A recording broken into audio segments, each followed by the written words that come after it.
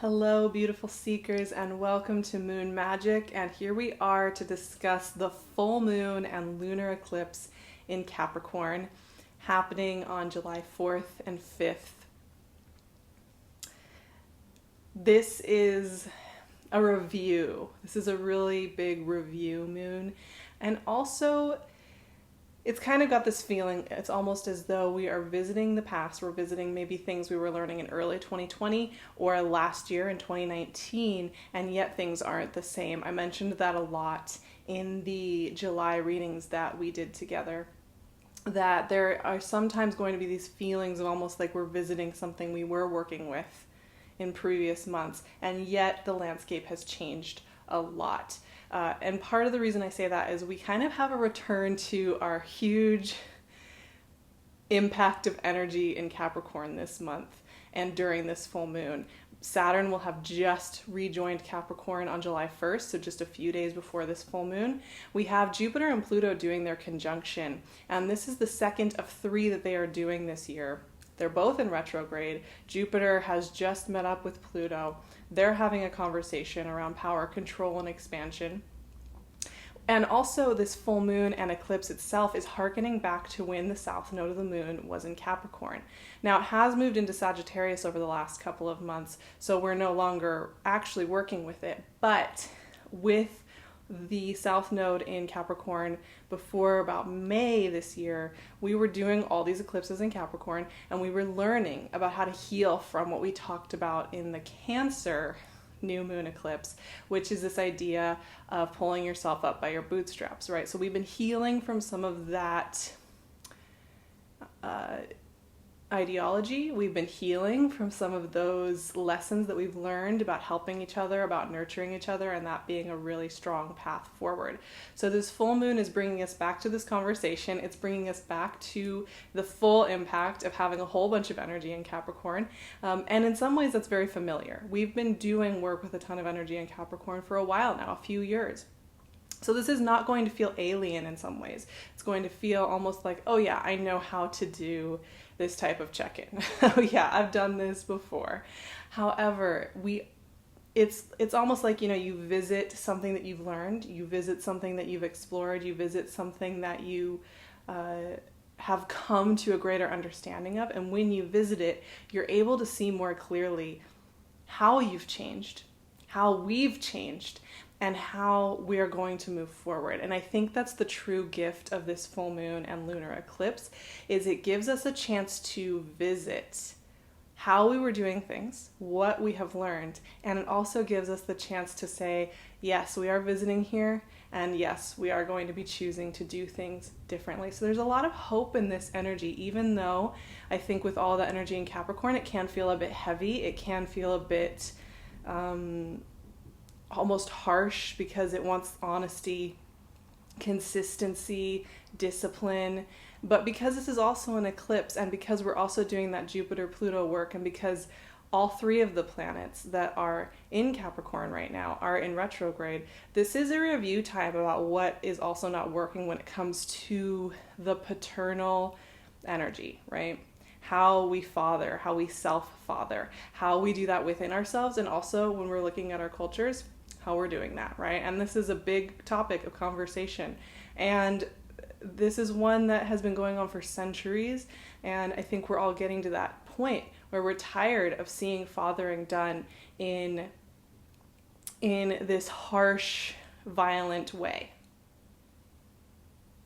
Right? So this full moon speaks to all of that, and it also speaks to how we want to shift these conversations completely, and how that's just happening innately in what is coming up here at this time. And eclipses always give us that chance to sit with anything and shed a skin, right? The eclipse seasons are so powerful for that. And it's so interesting right now too, because we have Mercury retrograde also opposing this full moon.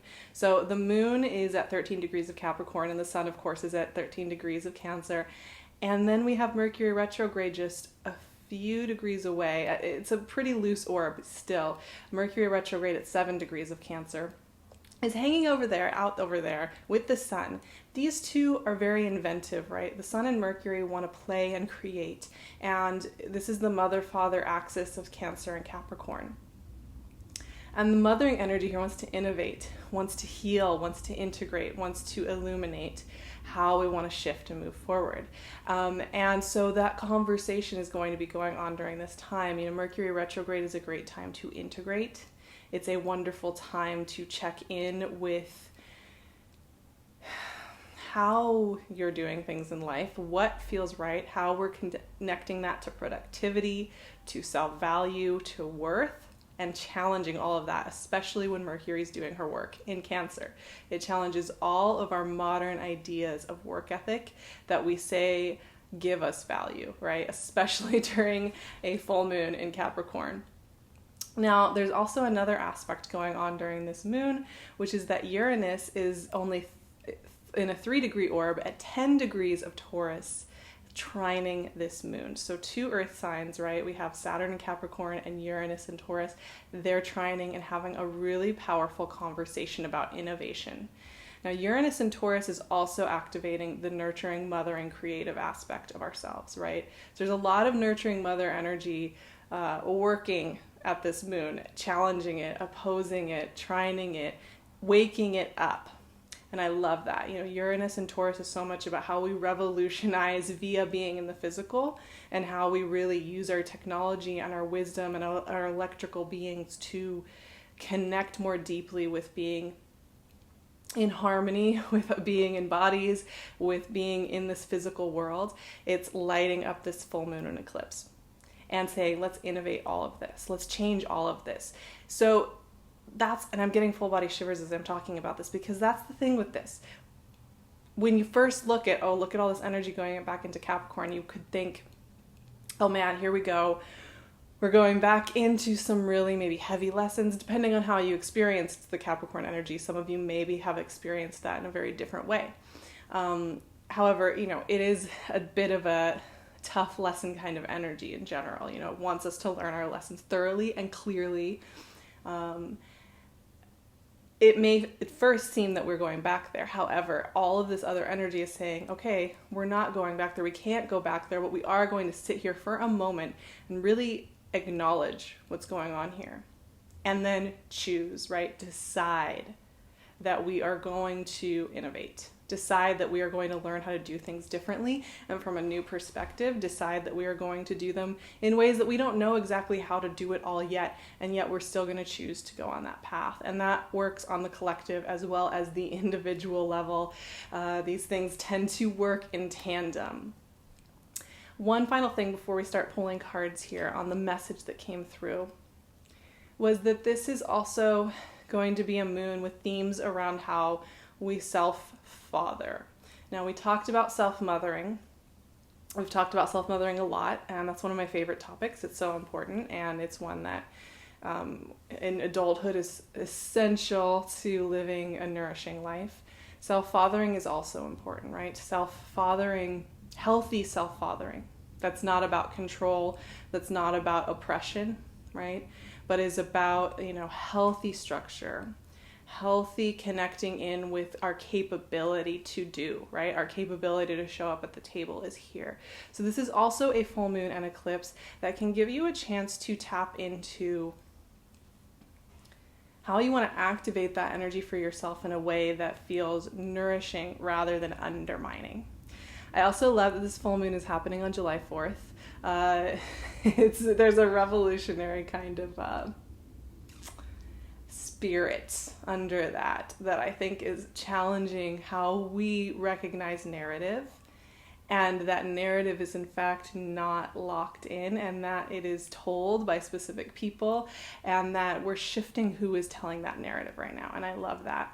Now, one other thing to just keep in mind in the context of all of the stuff that's going on right now, we also have Mars newly in Aries, just like a week ahead of this full moon. Mars has moved into Aries, and Mars is going to be in Aries until the beginning of 2021, because he's going to be doing a retrograde in just a few months in Aries.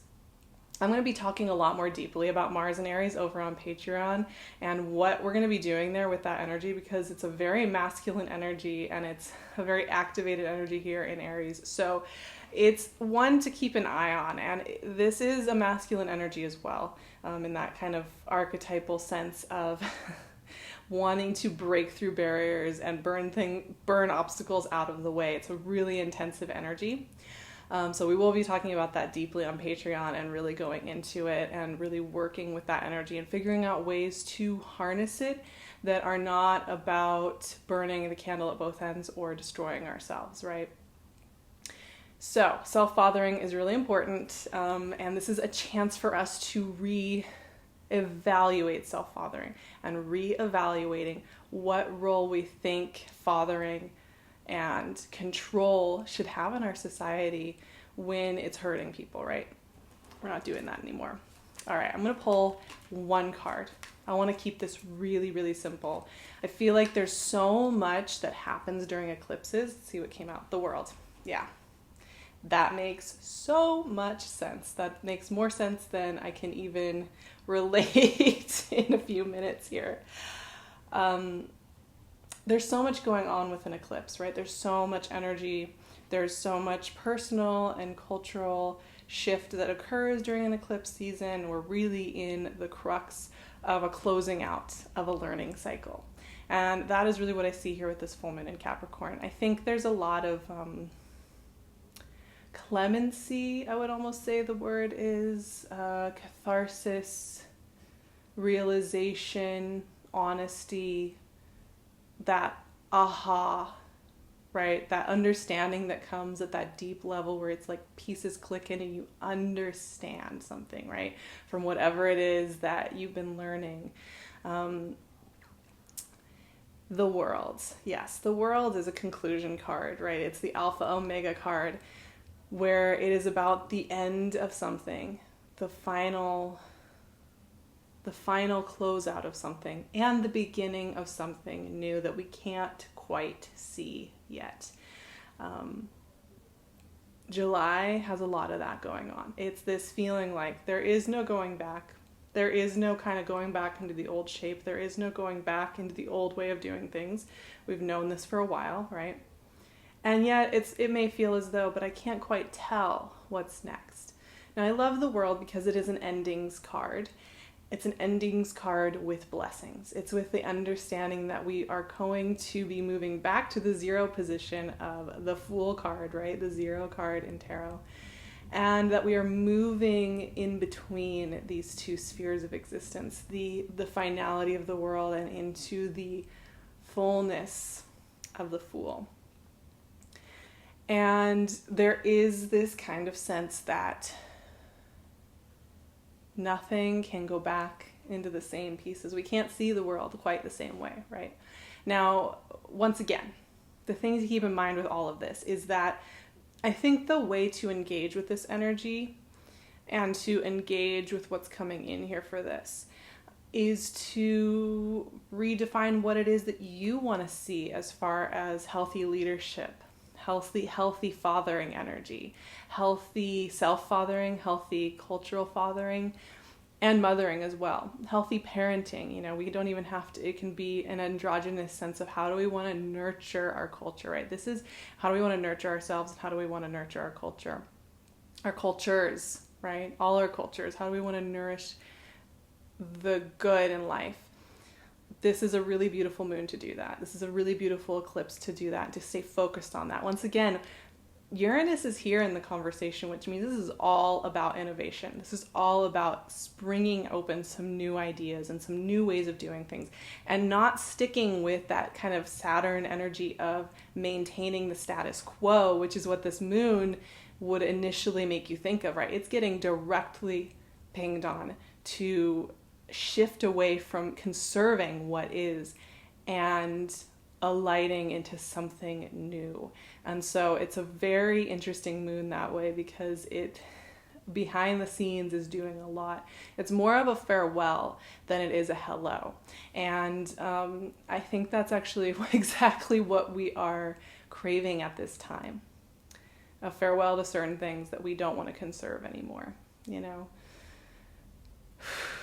This is also just a beautiful time to clear out any clutter, anything that no longer is serving you in your physical space. There's a lot of earth energy activated here, and also we're still in Cancer season, we're still in Mercury retrograde, where the home and the environments we are in really matters. This is a great time to review, to clear out, to take a deep breath, and to kind of get to the practical meat of what it is that you want to see in the world around you, quite literally in your home space, but also in how you move through it. So, like I said, we are going to be going a lot deeper on this full moon over on Patreon. We will be tapping back into it much closer to the actual day and this eclipse, feeling through the energy, seeing what's coming up for me on a much deeper level, activating that energy, doing some deeper exercises with this energy. So if you are looking for that, I would highly suggest you come join me on Patreon. I'm so grateful to that community. The comments and the conversations we have over there are just so beautiful and profound. It is a gem.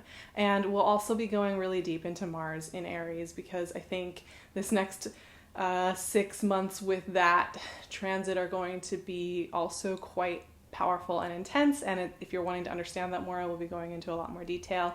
You can also find me on Instagram and my website at SARAHTAROT. I'll leave all of those links below. And of course, PinkLune's lovely jewelry is on her Etsy shop, and I will leave her link below as well.